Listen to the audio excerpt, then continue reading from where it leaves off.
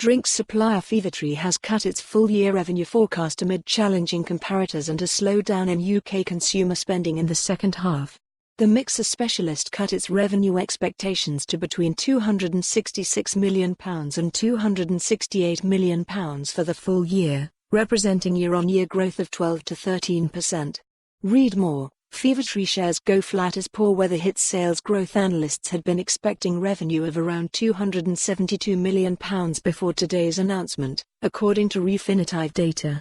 Fevertree said the performance of its UK off-trade business, retail sales of its drinks, was behind expectations for the second half.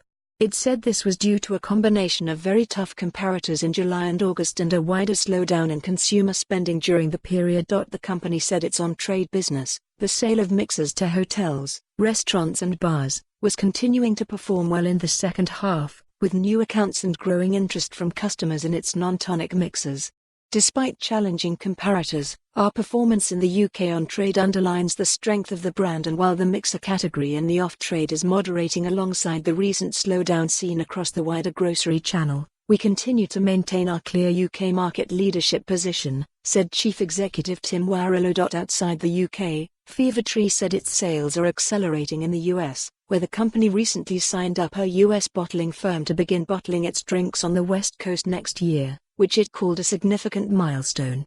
Warrilow said Fevertree's progress in the US was particularly encouraging. Fevertree said it was now expecting to report full-year growth of around 34% in the US, ahead of previous expectations.